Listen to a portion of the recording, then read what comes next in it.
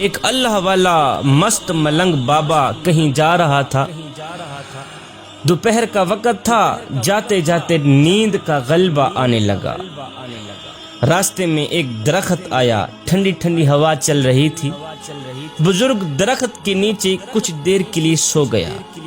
جب سویا، آنکھ لگی، نیند آئی، خواب میں اسی درخت نے اس بزرگ سے مخاطب ہو کر کہا، بابا جی اگر آپ میرے جیسے بن جاتے تو کیا ہی بات ہوتی۔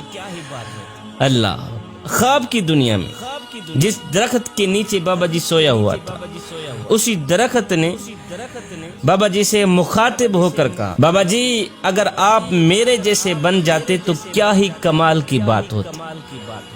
خواب کی دنیا میں اس بزرگ نے اس درخت کو کہا، اوے میں تیرے جیسا بن جاؤں، پہلے اپنی خوبی تو بتا کہ تیرے اندر خوبی ہی کیا ہے۔ درخت نے کہا، میرے اندر خوبی یہ ہے کہ کوئی مجھے پتھر مارے نا تو میں اسے پھل دیتا ہوں۔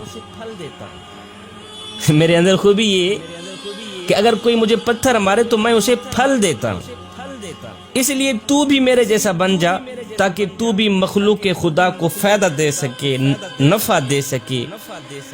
یہ سن کر بزرگ بڑا حیران ہوا۔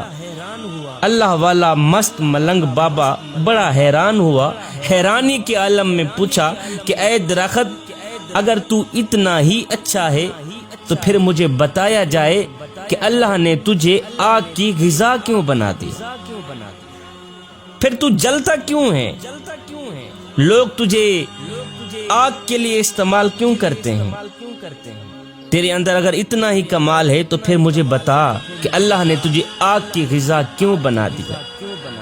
یہ سن کر درخت نے جواب دیا، بزرگو میرے اندر خوبی کے ساتھ ساتھ ایک بہت بڑی خامی ہے، جس خامی نے میری خوبی کا ستیہ ناز کیا ہوا، جس خامی نے میری خوبی پر پانی پھیرا ہوا، اور اللہ تعالیٰ کو میری یہ خامی اتنی ناپسند ہے، اتنی ناپسند ہے کہ اللہ نے مجھے آگ کی غذا بنا دی۔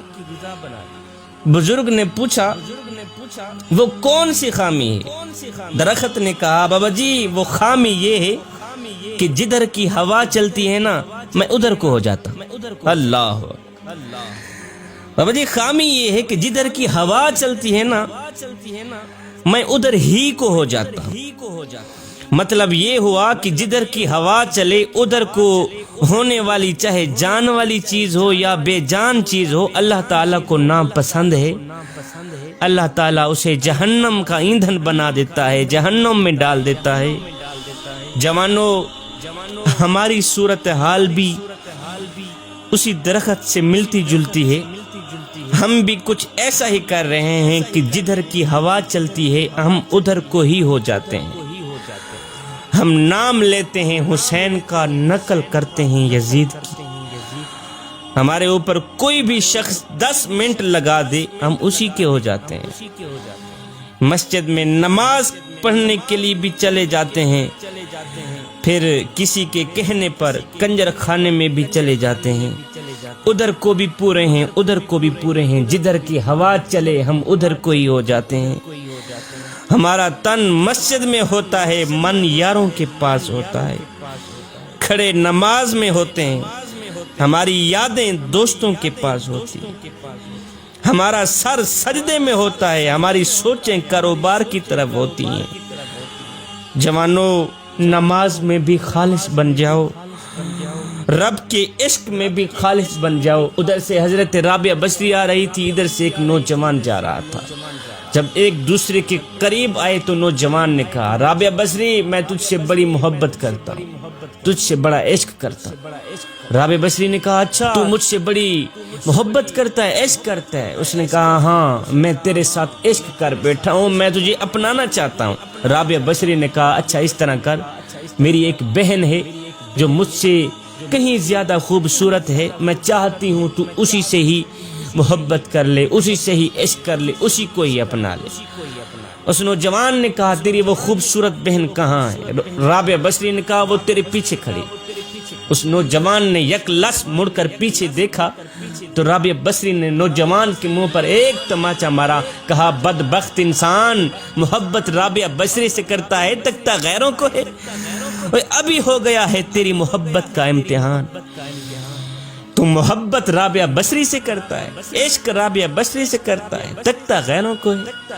اس نوجوان نے اپنے سر میں خاک ڈالی، پیٹا، سر پیٹ کر کہا کہ میں نے دنیا میں سے کسی عورت کے ساتھ محبت کا دعویٰ کیا، جب مڑ کر پیچھے دیکھا تو میرے منہ پر ایک تماچا لگا۔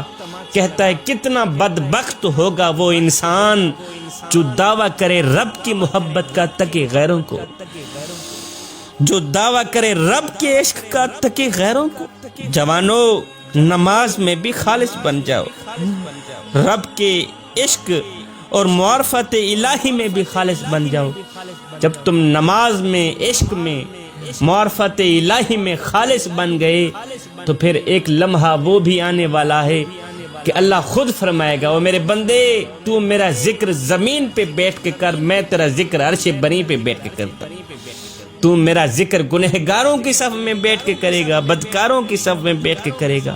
جب میں تیرا ذکر کروں گا تو گنہگاروں کی صف میں بیٹھ کے نہیں کروں گا، بلکہ معصوم فرشتوں کی صف میں۔ جدھر کی ہوا چلے ادھر کو نہ ہو جایا کریں جوانو، ایک اللہ کے بن جاؤ، ایک اللہ کے بن جاؤ۔ جب تم ایک اللہ کے بن گئے پھر دنیا میں بھی کامیاب بن جاؤ گے، آخرت میں بھی کامیاب بن جاؤ گے۔